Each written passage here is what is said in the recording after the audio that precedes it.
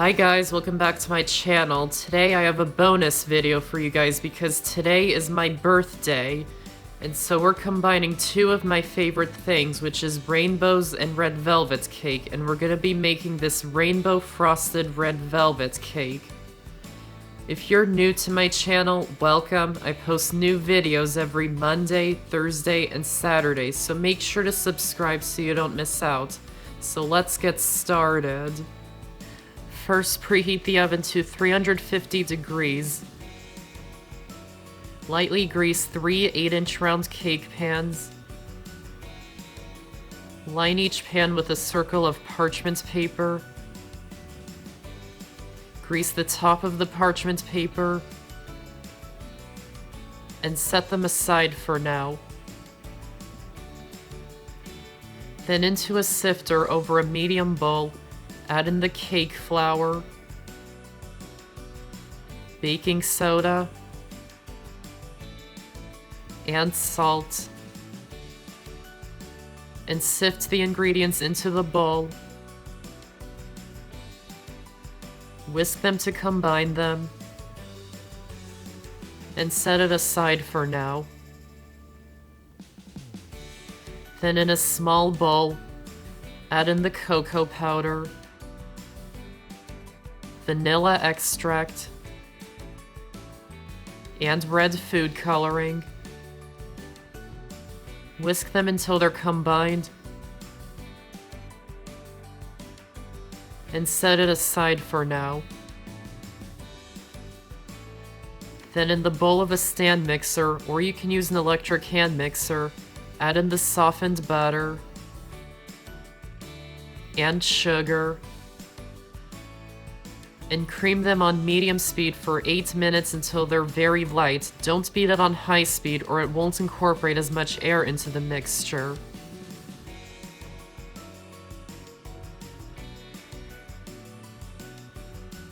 Scrape down the sides occasionally to ensure even mixing.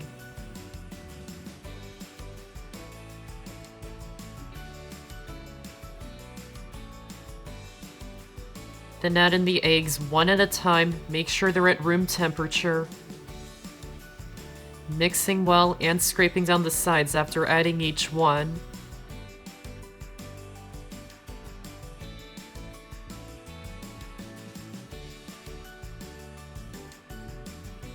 After all the eggs are added, beat the mixture on medium speed for 1 more minute.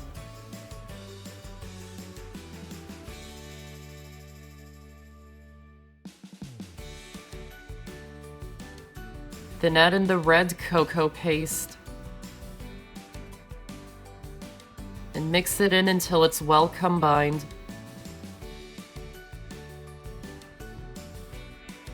And you can add in more food coloring if you don't think it's red enough.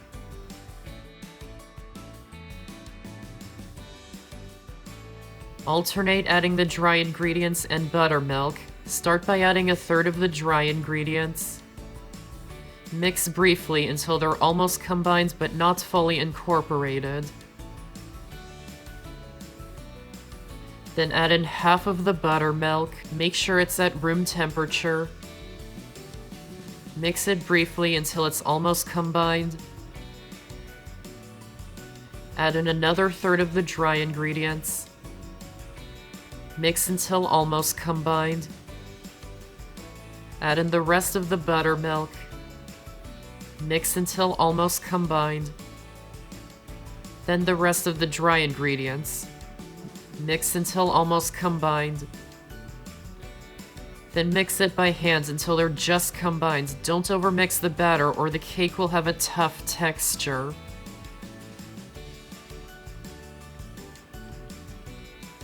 Divide the batter evenly into the prepared cake pans.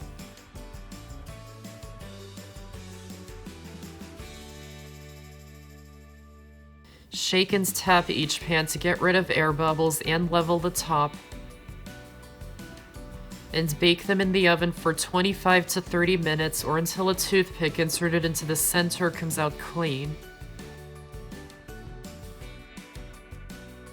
When it's done, remove it from the oven and set them aside to cool. To make the cream cheese frosting, I'm choosing to use an electric hand mixer because I find that it results in a lighter texture. So into a large bowl, add in the softened cream cheese and softened butter, and beat them with an electric mixer on high speed for 3 minutes until it's light.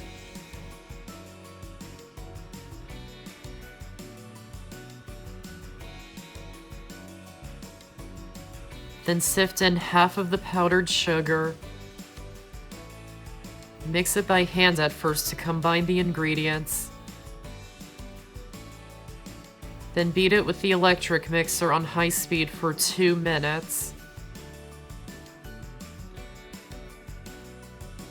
Then sift in the rest of the powdered sugar. Mix it by hand at first. Then beat it with the electric mixer until it's well combined. Then add in the vanilla extract. Mix it in until it's combined. And finish it by hand to mix in all the ingredients.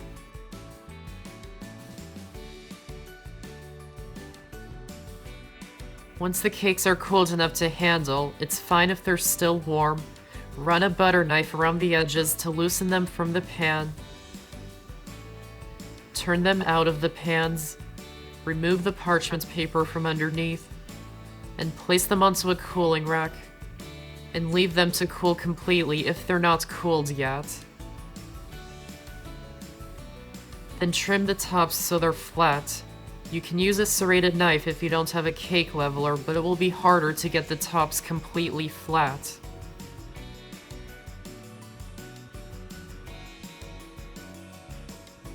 Then to assemble the cake, spread a little frosting onto the cake board. Add the first cake layer, making sure it's centered. Spread on some of the frosting. Add the next cake layer on top. Spread on some frosting. And add the last cake layer upside down on top so the top is nice and flat. Then cover the whole cake in a thin layer of frosting.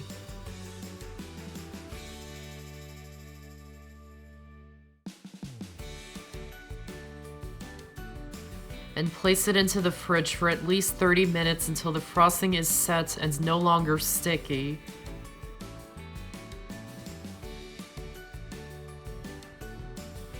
Then to color the frosting, divide the remaining frosting into 6 separate bowls, leaving some frosting aside, and color the frosting red, orange, yellow, green, blue, and purple. Try and use gel food coloring so you get a nice color without changing the consistency of the frosting. And place each of them into a plastic bag and spread it down to one corner of the bag.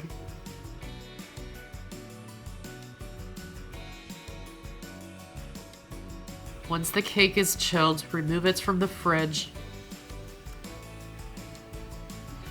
Pipe some of the purple frosting onto the bottom of the cake, going all the way around. Smooth it out with the offset spatula. Don't worry if it's not perfectly smooth. Pipe the blue frosting just on top of the purple stripe, going all the way around. Clean off the offset spatula. Smooth out the frosting. Pipe the green frosting on top of the blue stripe. Smooth it out. Then the yellow frosting. Smooth it out. Then the orange frosting. Smooth it out. And finally the red frosting. And smooth it out. Then using a frosting smoother, smooth out the sides to smooth and blend each of the colors. If there are any gaps, then pipe some more frosting into those gaps. Clean off the frosting smoother and smooth out the sides again. Then keep filling the gaps and smoothing the sides until you're happy with the look.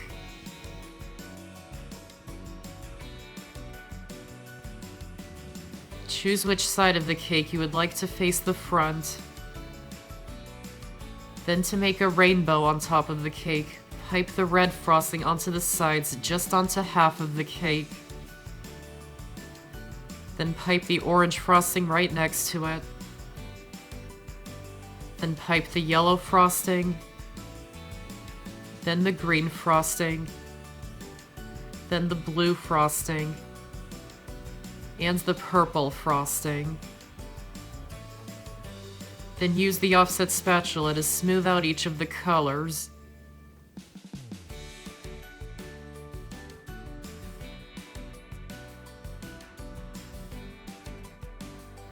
And use the uncolored frosting that was set aside from earlier to pipe a bunch of dots to make it look like clouds.